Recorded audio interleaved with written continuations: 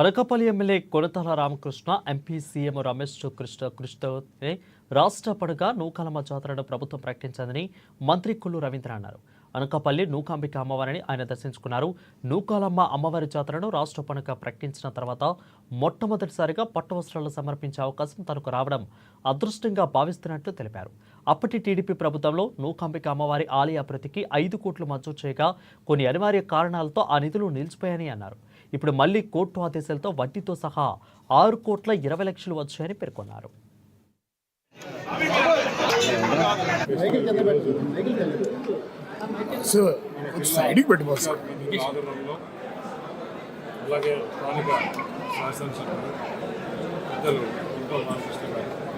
అందరూ కూడా ఈరోజు అమ్మవారికి పట్టు సమర్పించి ఈరోజు నుంచి ఉత్సవాలు ప్రారంభించడానికి చాలా సంతోషం. అలాగే ఈ స్టేట్ ఫెస్టివల్గా ఏదైతే డిక్లేర్ చేసేదానికి ఆ రోజు స్థానిక శాసనసభ్యులు కొనతాల రామకృష్ణ గారు నేను ముఖ్యమంత్రి గారిని కలిసి అడిగిన వెంటనే నేను ఒక క్షణం కూడా ఆలోచన చేయకుండా అవును నూకాలమ్మ ఉత్తరాంధ్ర 20,000కు కంపల్సరీ చేయాలని చెప్పేసి ఆయన వెంటబడే ఆర్డర్స్ ఇవ్వడం నిజంగా ఈరోజు అనకాపల్లి పార్లమెంట్లో ఏదైతే ఉందో ఈ అమ్మవారిని చాలా నూకాంబిక అమ్మవారి